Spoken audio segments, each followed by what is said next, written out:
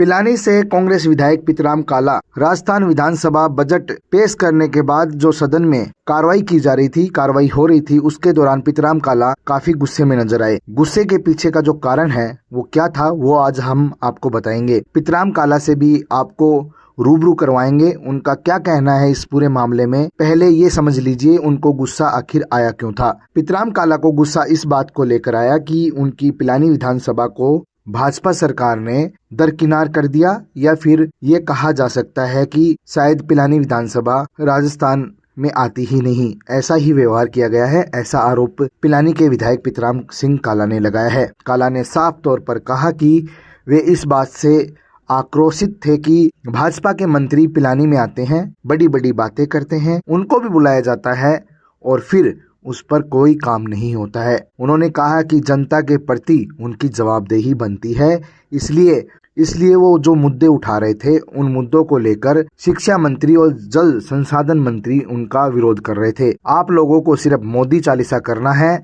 इस बात को लेकर शिक्षा मंत्री और जल संसाधन मंत्री हंगामा करने लगे। पितराम काला ने कहा कि वो समय उनके सदन में बोलने का था और वो चाहते थे कि पितराम काला सदन में नहीं बोले। आइए सुनते हैं पितराम काला ने आखिर क्या कहा है झुंझुनू टाइम्स से एक्सक्लूसिव बातचीत में। हमारे साथ पिलानी से विधायक है पितराम सिंह जी काला, वो जुड़ चुके हैं। पितराम जी, आज इतना गुस्सा किस बात को लेकर आ रहा था आपको? मैं आपको ये बताना चाहता हूँ, पिलानी विधानसभा 200 विधानसभा में से एक है और उस विधानसभा में 200 पृष्ठों के बजट में एक भी शब्द किसी मंत्री ने नहीं कहा। इस बात के लिए गुस्सा आ रहा था कि पिलानी विधानसभा भी राजस्थान का एक हिस्सा है, इसके लिए आपने 1 रुपया नहीं दिया, एक काम सैंक्शन नहीं किया, इसलिए गुस्सा आ रहा था। पितराम जी, आप बार बार डांटते हुए भी नजर आ रहे हैं। किन को आप डांट लगा रहे थे और उनका व्यवहार क्या, सदन में किस प्रकार का व्यवहार हो रहा था जिस कारण आप उनको बोल रहे थे कि आप रुक जाइए, मेरा समय है, मैं बोलूंगा? तो क्या ऐसा कारण रहा?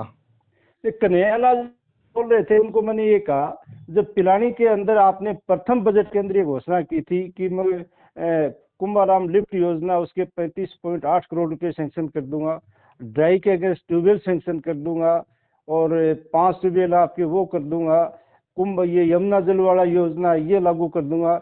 उन्होंने एक काम नहीं किया, सदन के अंदर झूठ बोला, इसलिए गुस्सा आ रहा था। इसलिए उनको मतलब क्या है कि चुप रहने के लिए मैंने बोला। क्या आपको वो बोलने नहीं दे रहे थे या फिर विरोध कर रहे थे? बात क्या हुई थी पूरी? वो झूठे आंकड़े प्रस्तुत करके मोदी की वाई लूट रहे थे और देश के अंदर मोदी के कार्यकाल में किस प्रकार से देश पिछड़ रहा है, इसलिए मैंने कहा था मोदी चालीसा पढ़ना बंद करो। तो इस पे पीएचडी मंत्री कन्हैयालाल जी, शिक्षा मंत्री दिलावर जी और जलदाय मंत्री सुरेश जी रावत बीच बीच में खड़े हो गए थे, विधायक जी शर्मा, तो इनको डांटा था। आप चुप हो, ये मेरा टाइम है और मैं बोलूंगा, आपने जिन बात कहूंगा सही कहूंगा।